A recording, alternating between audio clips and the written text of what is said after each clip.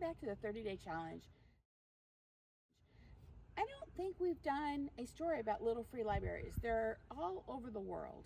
The gentleman that started them, his goal was 50,000 worldwide. 50,000, yeah. That number is way been surpassed, but unfortunately, it got to 50,000 about 2 weeks after he passed. The good thing is that he knew by the growth that it was going to make that. So we've been all over the world, and when we travel, we usually take a book with us and try to find a little free library. You'll have to watch. We'll tell a story about a little free library experience in Egypt, was it, Charles? In Egypt. Yeah. So this is our little free library.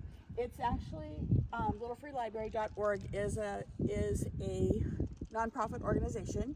You can buy the tag, and you get a charter number, and it's registered. And so anybody worldwide can look up either by your charter number or by your address, or say, I want to find a little free library close to something.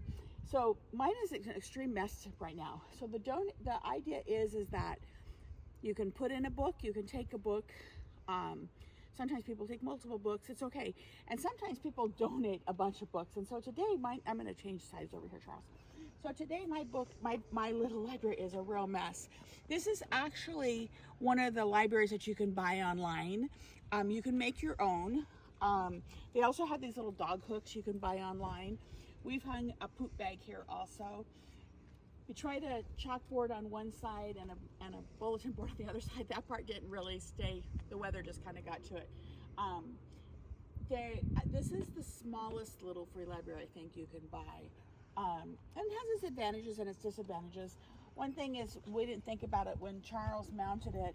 The screws here, the bolts, I guess, they hit my book. So you could put a false bottom in, which he offered to do, but then I said, no, it'll take up too much space. And so you can countersink them, maybe might be the better thing to do. This shelf, this is a permanent shelf, and because it's tapered, you can't stand paperbacks and stuff in here. So that's kind of a disadvantage. So I usually use the top shelf for kids' books, which the kids can't reach them, but usually they're with their parents when I do that. So every now and then it's just a mess like this. So what I do is I kind of gather up the books. I try to chart them all the same way. I have found that if I stack the paperbacks this way, then I can get more in here. And then, so there's going to be more than that will fit in here today. And so then I rotate them out.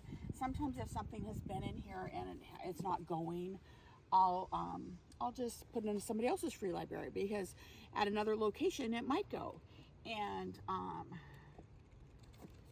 so let's see here. So these are all kids' books. Guess that's a game, huh? I don't have that many kids' books right now. This is kind of a kid's book, not a real small kid's book, but that's nice. That's about the same dog. The Scarlet Pumpernickel. The Scarlet Pimpernel? Pumpernickel. So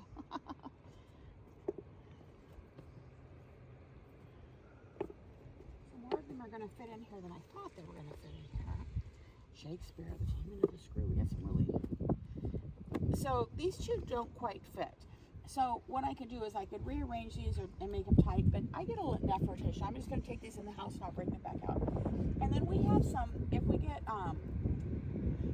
coupons for some of the memberships that we belong to that are day passes to the water park. So sometimes I'll put those in here. Right now I've got our WonderAboutUs cards in here and my Taste of cards in here. But people can use this whenever they like. So we decorate it differently at Christmas time. The picture that Charles is going to put was one of our first Christmases with it. And then all the rest of the stuff, you could buy the post from Little Free Library. I recommend just getting it at Home Depot. You don't have to worry about it being shipped, and that way you can get the depth that you want, because sometimes people have harder ground than other grounds. Do you have any other tips about getting one in place, Charles? No, just putting it close to the sidewalk or something so people can use it. Yeah.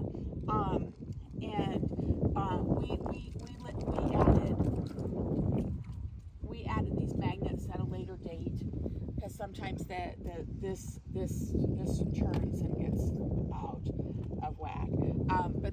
library has been a lot of fun. In the beginning, I had to buy books, but mostly I have a big stack of books inside.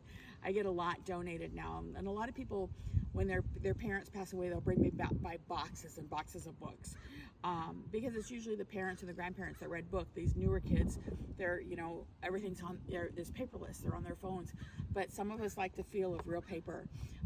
If you get a bunch of books, if you get way too many books that you can't do, your local library will always take donations.